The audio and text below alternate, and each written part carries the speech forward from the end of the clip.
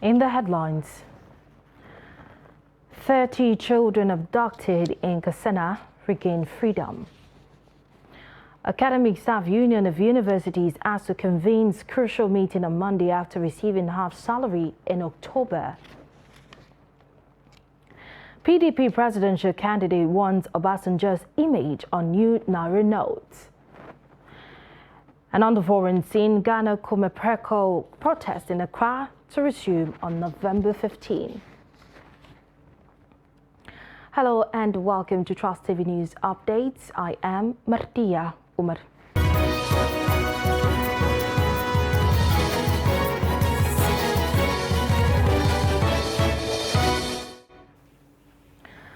Now the news in detail. 30 children who were abducted by terrorists in Katsina have regained their freedom. The children were kidnapped on Sunday while working on a farm in Meirua Community Faskari local government area of the state.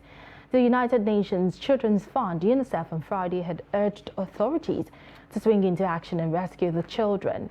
In a statement signed by UNICEF representative in Nigeria, Christian Maduete, the UN agency described the abductions as reprehensible.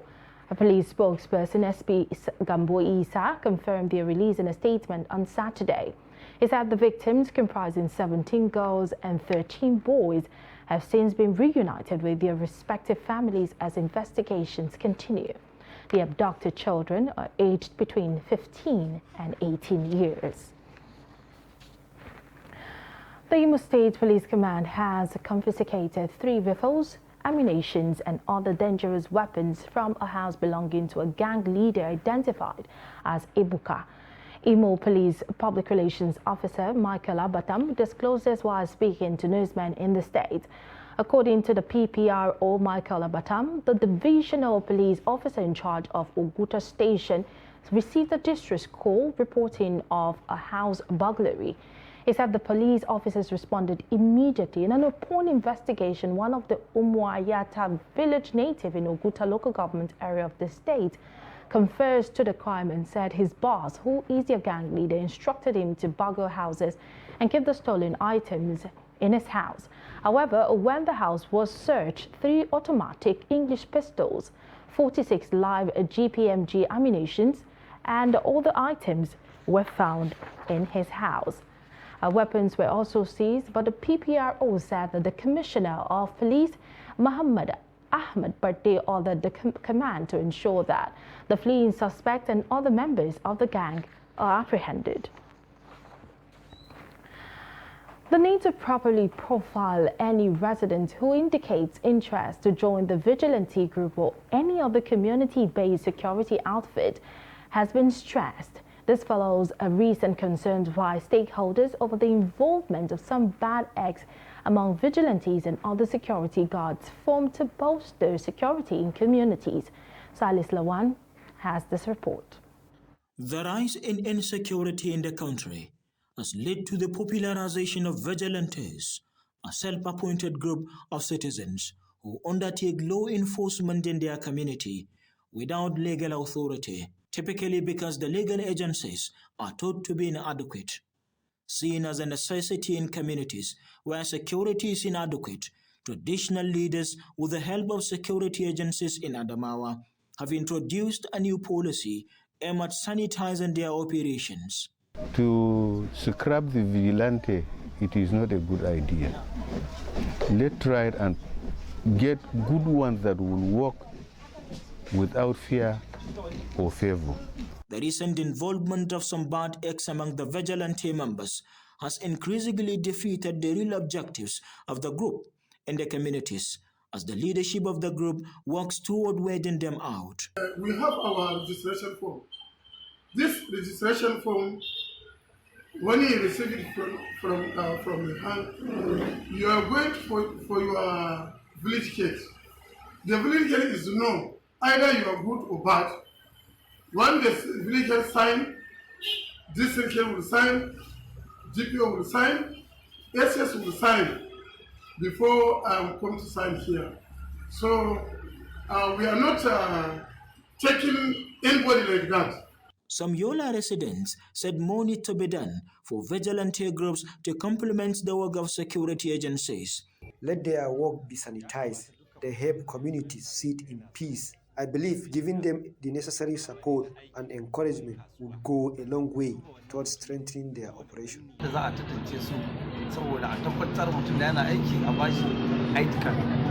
Contribution of vigilante members towards security development in communities are enormous. I don't think scrapping them would be of good to society, especially at this time. However, I see there is need to properly check their work for better. This is what we are appealing to the government to come to their aid. They don't have vehicle to move. They don't have, even torchlight, we are the one to provide them, even whistle. They also give assurances that if properly checked and provided the necessary support, vigilantes and other such groups will ensure that peace and security reign supreme in their communities. From Yola, Salis Lawan, Trust TV News. And now to educational matters. The Academic Staff Union of Universities, ASU, University of Jos Branch, has withdrawn all academic activities in the institution over non-payment of their 8 months backlog by the federal government. And the union took the decision in its Congress held in Jos on Friday, directing all lecturers to remain at home until their backlogs of salaries were paid. The withdrawal of academic activities in the institution is coming barely 2 weeks after ASU NEC called off the 8-month strike embarked as a result of the federal government's refusal to implement 2009 agreement with the union. In a statement, the branch chairman of the union, Lazarus Megoro, said the students who have already resumed would have to wait indefinitely until their withheld salaries were paid. While calling on lecturers to remain at home, the union alleged that the Minister of Labour and Employment gave directives to Accountant General of the Federation to stop the payment of the withheld salaries of the members of the union of the institution. And chieftains of the People's Democratic Party, PDP, on Saturday met with Bauchi State Governor Bala Mohammed, a national chairman of the party, Iocha Ayu, Sokoto State Governor and Director General of the PDP Presidential Campaign Council, Aminu Tambawal, and former Governor of Jigawa State, Sule Lamido, were among those present at the meeting, which was held behind closed doors. The PDP chairman said part of the reason for the meeting was to discuss some developments in the party. The presidential candidate of the People's Democratic Party, PDP, Atiku Abubakar, says one of the 3 Naira notes about to be redesigned should have the image of former President Olusegun Obasanjo. Atiku, in a string of tweets on Saturday, also saluted the 85-year-old elder statesman and African Union's mediator for leading peace talks between the Ethiopian government and Tigrayan rebels. After 2 years of devastating conflicts that have claimed thousands of lives and left millions needing aid in Africa's second most populous country, Prime Minister Abiy Ahmed's government and Tigray's People's Liberation Front, TPLF, had in a statement this week agreed to permanently silence the guns and end the 2 years of conflict in northern Ethiopia. The conflict erupted on November 4, 2020, when Nobel Peace Laureate Abiy sent troops into Tigray after accusing the TPLF, the regional ruling party, of attacking federal army camps. Atiku on Saturday celebrated the extraordinary prowess of Obasanjo in bringing peace to Ethiopia. And still on political matters, President Muhammadu Buhari says he prefers the candidate of his party, Bola Ahmed Tinubu, to succeed him in order to sustain the legacies he will leave behind. President Buhari stated this at the inauguration of a 385-member campaign council for the reflection bid of Governor Abdullahi Sule of Nasarawa State in Lafia. Abubakar Abdullahi sent in this report as presented in our studio. Speaking at the inauguration ceremony in Lafia, President Buhari, represented by his Chief of Staff, Ibrahim Gambari, said the campaign council would be at the forefront for the reflection of Governor Sule and election of Bola Tinubu, the presidential candidate of All Progressive Congress. He explained that his administration has been committed to safety and security, revitalization of agriculture and diversification of the economy, provision of infrastructure, fighting corruption, among others, adding that such legacies will be sustained and improved upon if fully Nigerians elect Tinubu the candidate of the ruling party. He wants, of course, his party to be returned. He wants all the governors of APC to return. He wants more states to become APC states. President Buhari also called on the people of Nasarawa State to support all APC candidates for various positions in Nasarawa State to consolidate on the achievements so far recorded. On his part, the national chairman of the APC, Abdullahi Adamu, said the presidential candidate of the party has been tested and trusted in the areas of human capital development, improved revenue generation, and is a man of ideas. Governor Abdullahi Sule of the state lauded the people of the state for their support for him in 2019 election and appealed to them to support him, promising to do more in terms of developing the state. We don't want to lose the election, as we want Bola Tinubu to win. So also we want A.A. Sule to be re-elected. To win the seat of governor without the presidency is a great loss. Because of that, the president and Nasarawa State governor are for APC. We will never allow other political parties to rule. We are not going to have any overconfidence the way other people are having. We are going to put in all our energy into this campaign until we deliver, because we want to deliver, we want to come back, we want to continue with the good work that we are doing. Responding on behalf of the members of the campaign council, Abubakar Sandogi, chairman of the campaign council, expressed gratitude to the governor for the confidence reposed on them and promised to lead the party to a resounding victory in 2023.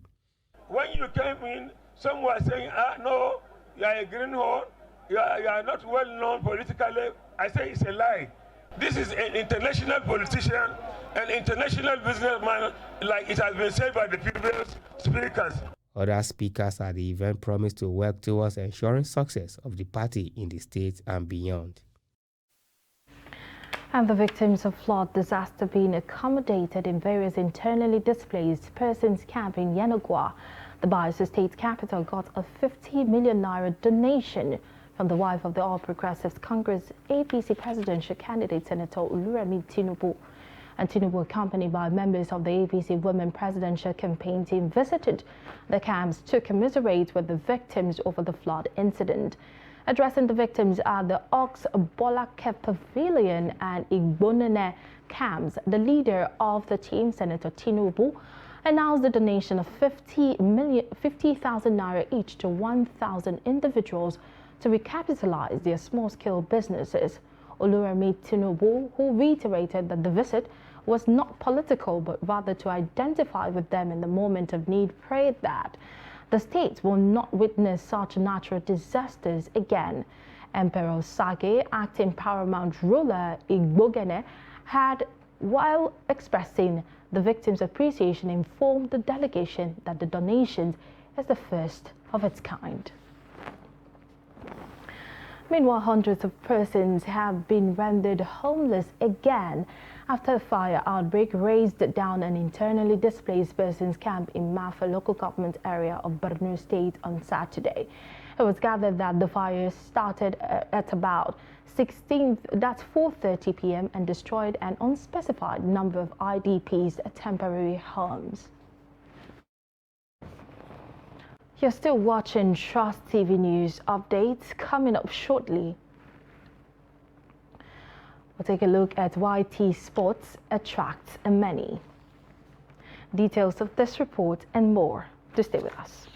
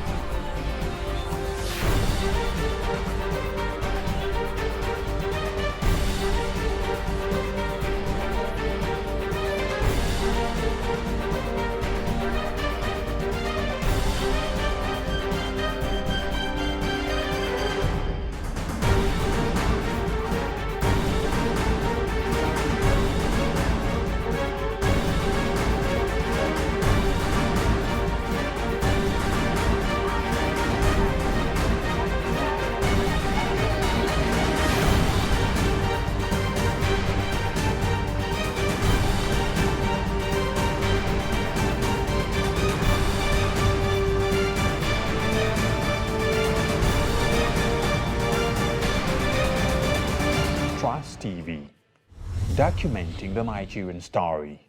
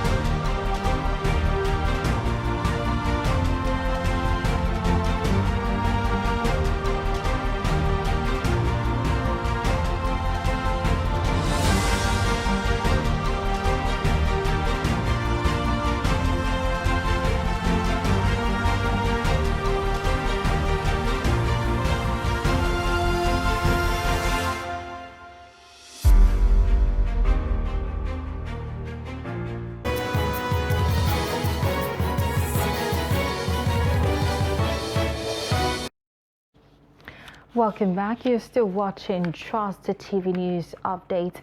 But before we continue the rest of the news, a recap of our top stories. We told you that 30 children abducted in Katsina regain freedom. And Academic Staff Union of Universities ASU convenes crucial meeting on Monday after receiving half salary in October. And moving on to other stories.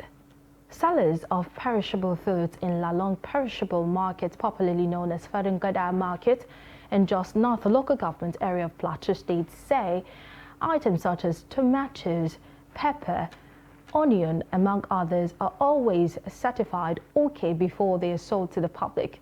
This, as said, is done by ensuring that food items brought to the market are checked to ensure that they are healthy for consumption. Adom Musa completes the story.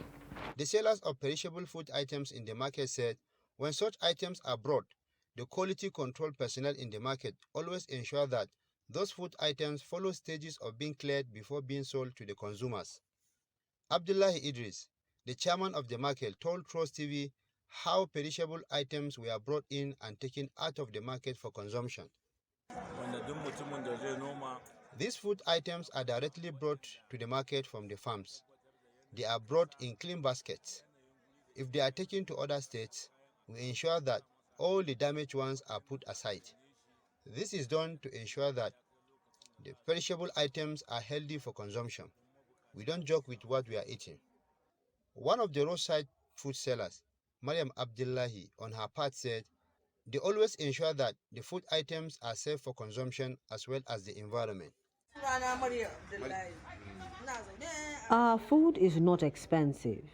With 200 naira, you can be satisfied, and that is why people come to buy the food.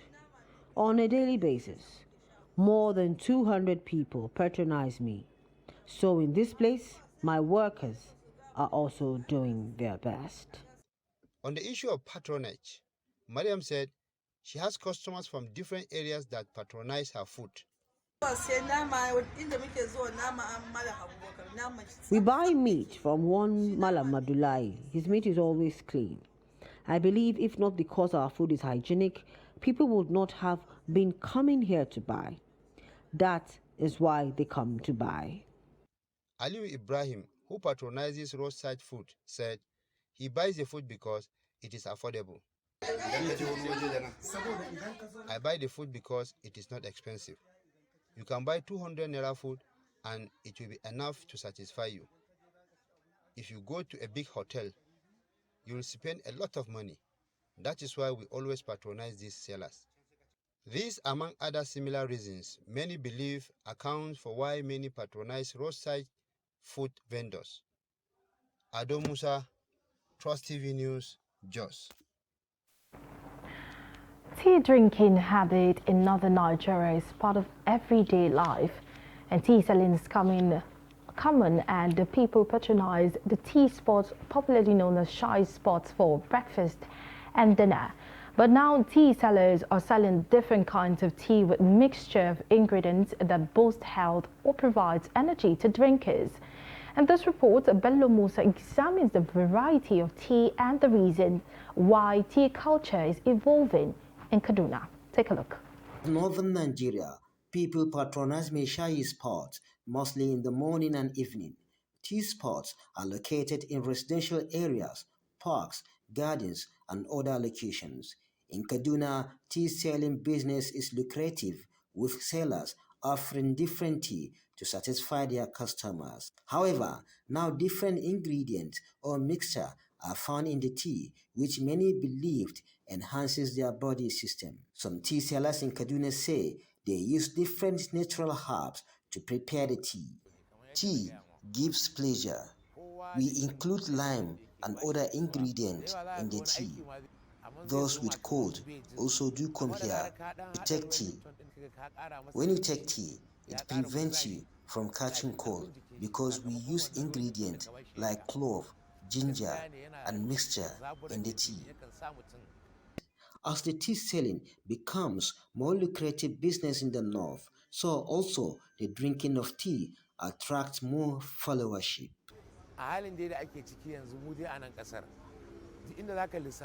Tea has become one of the most loved food in the north, so people do take tea 3 times in a day.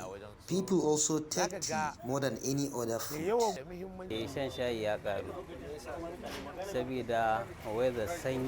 Drinking tea has increased, especially as the cold season is setting in.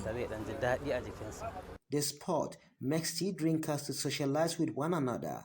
According to these customers, the tea not only satisfies them but enhances their system. I am a bricklayer.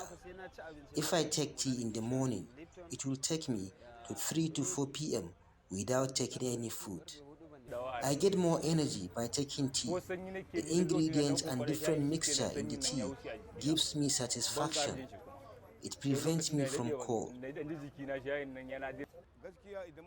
If you take tea, especially in the morning, you will not catch cold because your system will be normalized. Now, most people prefer tea that either enhance their body system or provide them with energy, but the question is whether there is health implications attached to excessive tea drinking. Bello Musa, Trust TV News, Kaduna. And away from Kaduna State, the stakeholders in Bauchi's health sector have appealed to the state government to increase funding to the health sector to enable it address some of the communicable diseases bedeviling the state. They made the appeal while discussing how to mitigate the spread of Lassa fever in the state. Adamu Imam files in this report. Presently, there are 351 confirmed cases of Lassa fever across Bauchi State, which has remained the third most affected state after Edo and Ondo states in the country. Stakeholders at the meeting sued for collaboration, which they said is key in the fight against the disease. Encourage the state government to continue to, bring out funds that, the state officials under the these ministries, including the One Health ministries that will work with to be able to get to where we actually want to go. The ultimate aim is actually to have, a better society, with healthier people, you understand, all across. So funding is always an issue, and the more you give, the more is actually needed, They also noted that apart from funding, quick response and approach to health issues is a source of concern. Rulers and traditional community leaders have great role to play in enlightening our community to be aware of this kind of rabies, rats, and so many of these animals that spread that kind of disease. In order to have effective control of the spread of this Lassa fever, our traditional rulers and community leaders, as well as religious leaders, indeed, should be involved in the campaign for fighting against this Lassa disease. Lassa fever is something that we have been battling with for more than 1 decade in Bauchi State, and we are responding every year. And however, the response actually is not effective and efficient, not because we don't have enough resources, but because the approach The State Commissioner of Health, Sabiu Abdul Gwalabe, says despite the rapid spread of the disease, the government is committed to ending the menace. Adam Imam, Trust TV News, Bauchi. And on the international scene, a protest that held November 5th saw thousands of distraught demonstrators march through Ghana's capital calling for the resignation of President Nana Akufo-Addo over deteriorating economic conditions.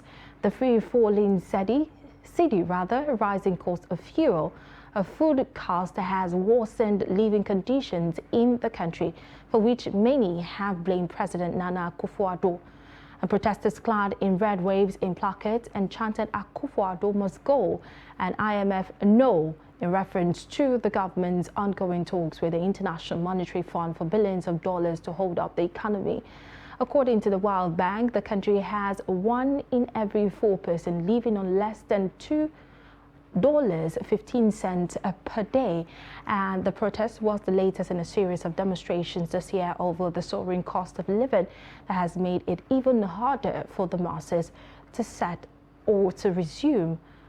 The protest is set to resume on November 15, according to reports. And finally, in sport, Barcelona legend Gerard Piqué was given an emotional standing ovation as he made his final appearance in Camp Nou as they won 2-0 over Almeria.